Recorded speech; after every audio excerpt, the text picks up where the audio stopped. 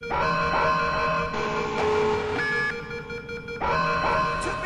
Displaying data on central wiring hub.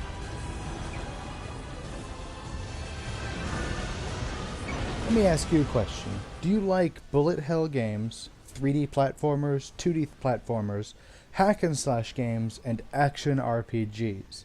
If so, Nier Automata might be the game for you. Everything that lives is designed to die. And this is the opening line that just sets the entire tone for Nier Automata. Now, right out of the gates, I should probably mention I've never played the Drakengard series, and I've never played the original Nier, so I actually had never heard anything at all about Nier Automata. To be honest, I saw a GIF online of 2B sliding down a ladder, and you could see a really nice ass on the screen, and that is honestly what intrigued me about Nier Automata the most.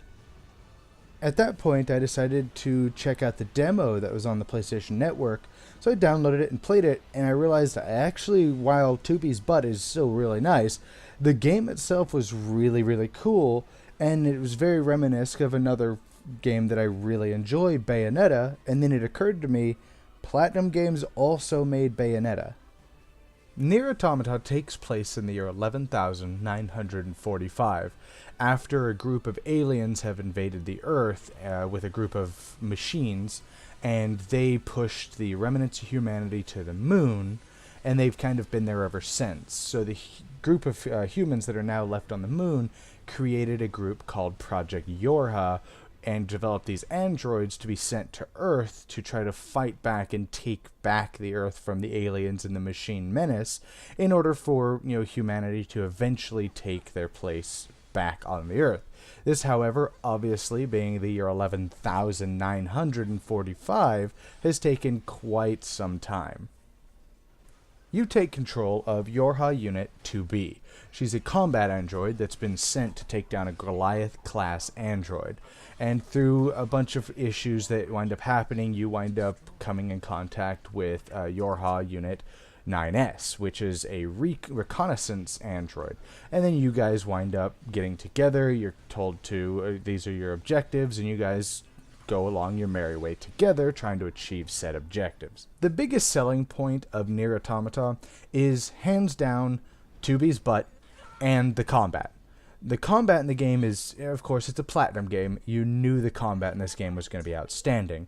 You're going to combine varying attacks between light, strong attacks, but you can also switch weapons on the fly, which all have different attacks. So you're allowed to just chain these insane combos together. But the game also becomes a bullet hell shooter at just random intervals.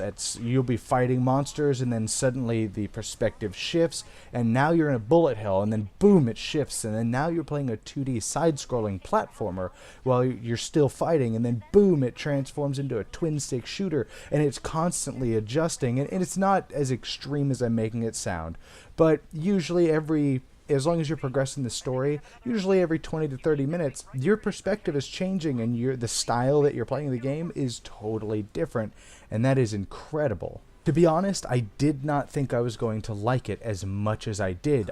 When that first happened, it was kind of disorienting, and I was like, oh, that's weird. But it started to grow on me, and I like that because you don't get bored anymore. As soon as you feel yourself usually starting to you're like, okay, this is the same old thing. Suddenly you're playing a twin-stick shooter now. Have fun with that. And so it keeps you on your toes at all times, and it's really cool.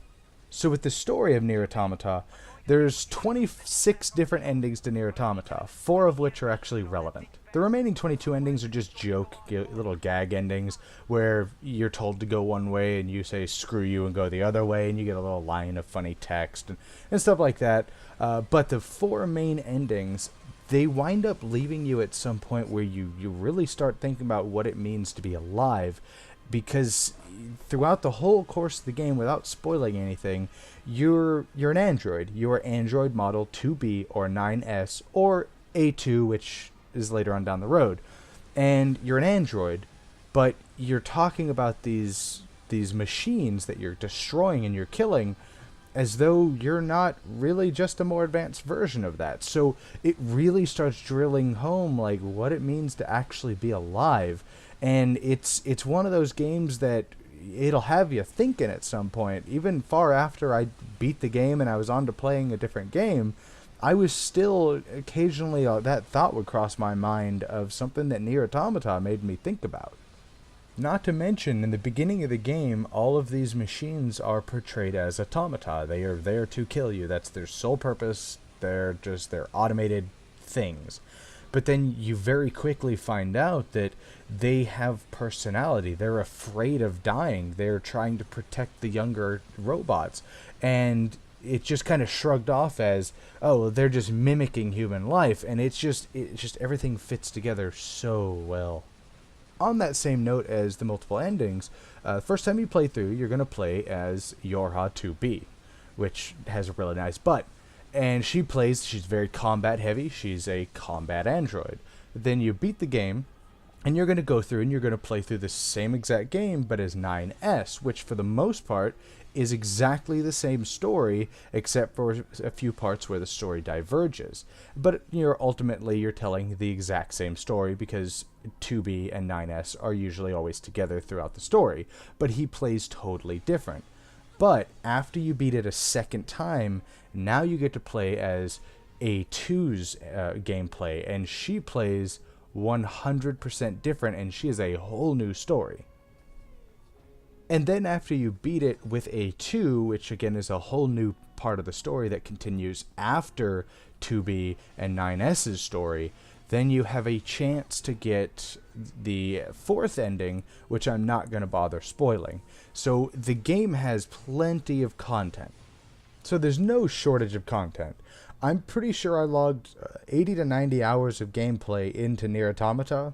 And keep in mind, though, that was me getting all 26 endings. As a lot of you guys may know, when it comes to the audio in a game, if it's bad, I notice it. If it's amazing, I notice it. If it's anything in between, it's doing its job properly. So I don't even notice it, which is a good thing. So when it comes to Nier Automata, the sound effects, they're okay. They do the job. When you're slashing a weapon and you hit somebody with a sword, it makes a pretty good noise, a very satisfying noise. The grunts and groans and the sand picking up under 2B's feet and all that, it's good. It's not stellar, it's just good. However, the voice acting is done really well. I felt like these were almost real people, even though they're actually androids. But when it comes to the audio score in this game, it is incredible. I have several collector's editions of games that I've gotten throughout the years that come with soundtracks, and I'll usually listen to it once or twice, and then that's it. However, Nier Automata, I have the entire soundtrack saved onto my phone so I could listen to it in the car. I absolutely adore the soundtrack of this game.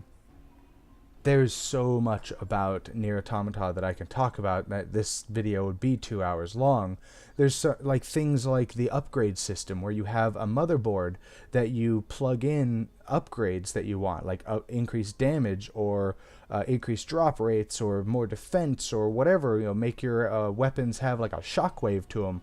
But maybe you don't have enough points, so you could remove HUD elements like your mini-map or quest logs and stuff like that, and you can remove those from that motherboard so they don't show up anymore. But that way you free up memory units for you to make yourself stronger or make yourself tailor how you want to play, and that's such a cool design. Another thing is the online. It has a Dark Souls style online system where if I die, my body will show up in your world, and maybe I put a little quote or something on it that you could see, and then you can absorb that for temporary boosts, or you can repair it and have it fight for you. But if you do that, there is a chance that it's going to attack you instead, so you have to weigh those options. But then on top of that, because I died, I can go back and find my body and be able to recover all of my data chips that I had customized myself with. But if I die again, or if I take too long, and by too long it's like 30 minutes, 40 minutes, something like that. But if I take too long, then my body goes away and I lose all of the things that were attached to my data chips. So it's got this real sense of, I don't even know how to explain it, but it works so well and it fits the theme so nicely. If you haven't already guessed, I wholeheartedly recommend Nier Automata. And to be honest, as of now, it's probably my game of the year. and it's probably going to one of my top 10 games hands down, up there with Persona 3 and Parasite Eve. I absolutely enjoyed every second that I played Nier Automata. That's not to say the game is perfect. The game definitely has its own flaws, such as the fact that some of the bosses can be really cheap and there's so many things moving around on screen, sometimes it's hard to keep up with. The map isn't as big as I'd like it to be, and so it has its problems. There's a few other ones, but overall those problems, they pale in comparison to everything else this game just does so well. In closing, if nothing else, at least check out the demo on PlayStation. It's free, and it deserves at least that much. So anyways, that is my review for Nier Automata, and I'll see you guys next time in the Quarantine.